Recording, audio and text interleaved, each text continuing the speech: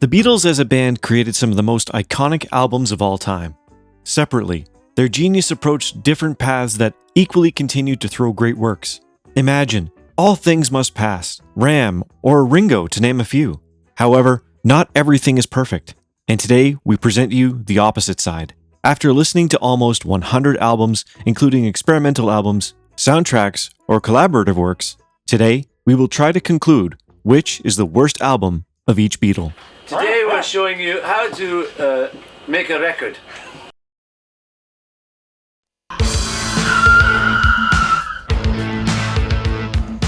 Paul McCartney. Where to start? Paul has several nominees for Worst Album and a small group of slightly uneven albums. Wow. Paul McCartney is a genius, but over the years, we realized how much of an influence John Lennon had on his career, even when he had no part in his songs or his concepts. John was probably the only person in the world who could question Paul, and Paul took him seriously. And Nigel Godrich too, with whom he ended up making one of his most extraordinary albums. That's why when George Martin was asked about working with Paul in the 80s, he thought twice. Of course, George Martin knew that Paul was so convinced of himself that he did everything so well, because many times he did, that probably his figure as a producer would no longer have the same weight he had during the Beatles. And in a way, he was right, because the result of this, Tug of War or Pipes of Peace, have passages that surely were included by Paul's decision.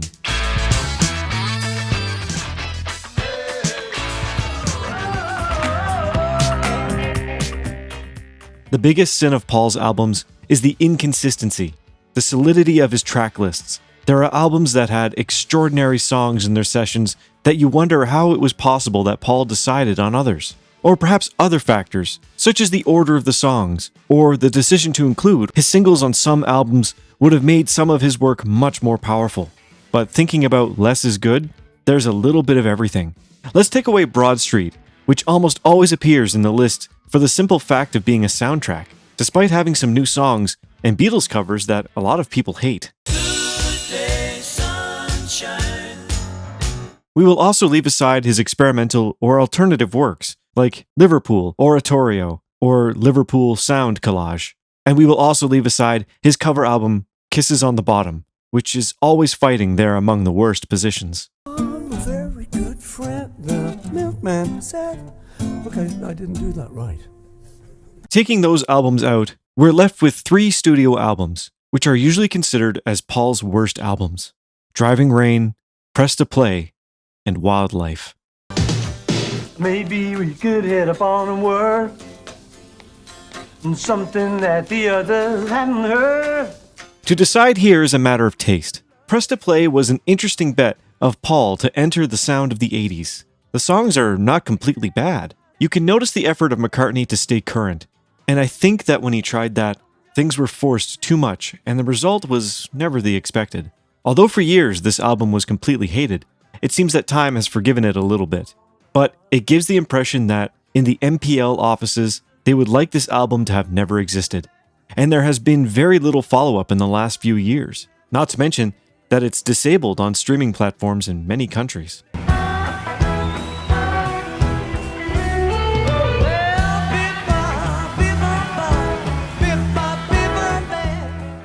Then there's Wildlife, which in votes can always be the worst.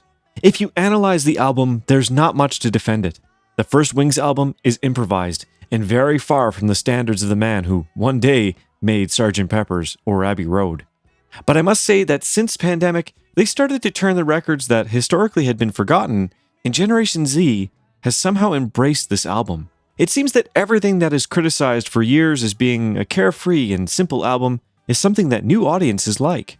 And added to the fact that Harry Styles declared that he had been listening to Wildlife, made many people know this album with a new perspective. And finally, there's Driving Rain. 1, 2, 3, 4, 5. Let's go for a drive. It's a difficult album to listen to. It has a strange vibe from its cover. It's heavy. It was produced in one of the darkest periods of Paul McCartney's career, and its promotion shows that. What am I to do? Just sitting here without you. Despite having a couple of beautiful songs, this is the album Paul McCartney wants you to forget. It probably brings back bad memories. Very bad memories. So while this may not be Paul McCartney's worst album, he wants us all to believe that it is.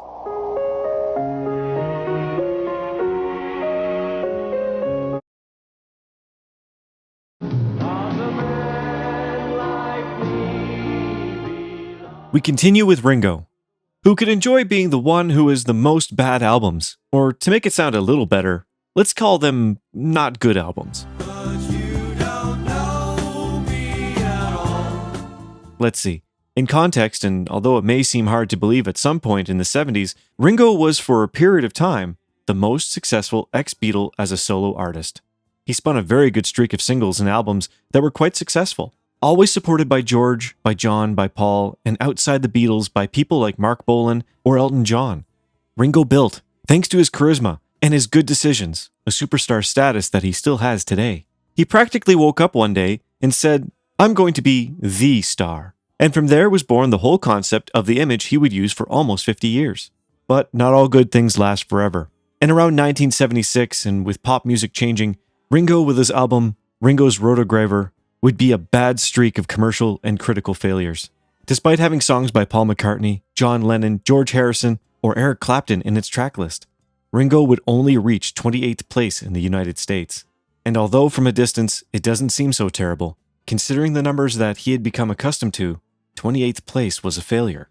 Even without knowing that it would be further and further away from the top 10, Ringo, the fourth, was also a commercial and critical failure and reached the 162nd position. I've been down one time.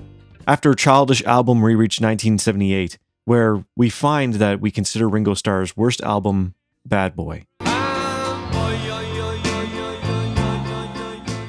His seventh studio album came out at a time of complete devaluation of his musical career. Produced by Vinnie Poncia, his main collaborator in that decade, and this time without celebrities. When it was released in April of 1978, the album only reached 129th place in the Billboard, and to add to the failure, it didn't even enter the British charts. It gave the impression that Ringo's good luck had run out. Ringo had a difficult time when his contract with EMI ended, and he signed with Polydor Records. Seeking to refocus his career, they explored different musical styles such as disco and R&B. But after the failures, Atlantic Records, Polydor's subsidiary in the US market, even ended up terminating his contract with Ringo. The album, recorded for tax purposes between Vancouver and the Bahamas, was recorded by session musicians credited under pseudonyms. During the sessions, Ringo recorded versions of classic songs and composed 2 new songs, Who Needs a Heart and Old Time Relovin', in collaboration with Vinnie Poncia. The album was completely inconsequential. Rolling Stone wrote, "There's something disheartening about the spectacle of Starr and his erstwhile cohorts. Overstuffed with money and fame, lurching through the motions like this. Bad Boy is ersatz trash. At least Ringo Starr has the grace to admit he really doesn't know why the hell he bothers. But he isn't even very likable anymore, and that truly is depressing." With everything going against him, and partially even fired from his record label, Ringo decided to put his musical career on hold, and didn't enter a recording studio again for 3 years.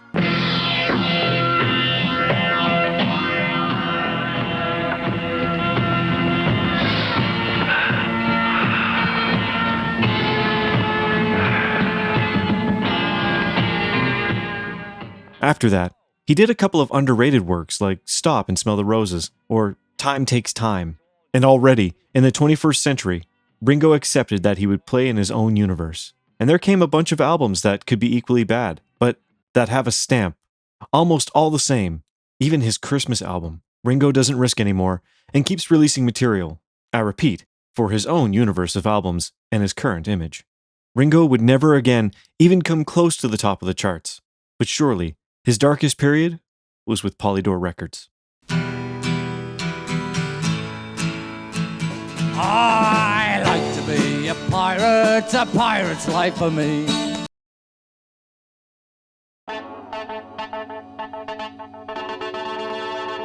With George, we could not consider as his worst albums his experimental works, because they would have been Wonderwall music and electronic sound, and that's it. The video's over.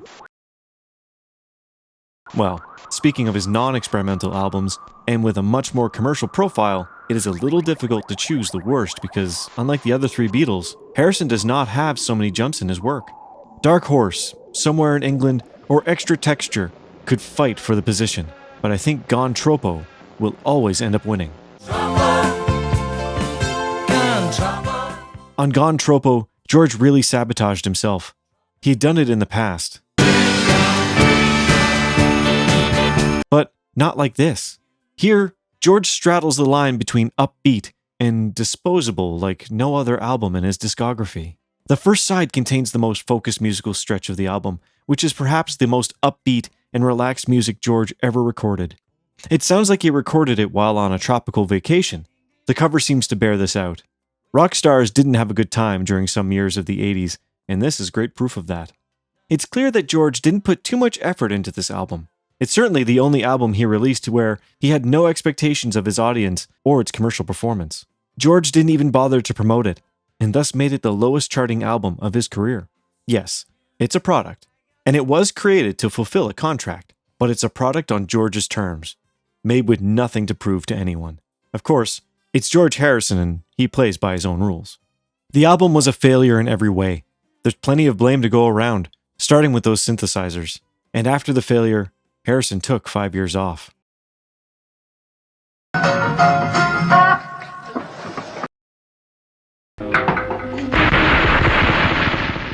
Just to mention them, John Lennon has 3 albums that are undoubtedly the worst. His experimental albums. Anything you say, dear.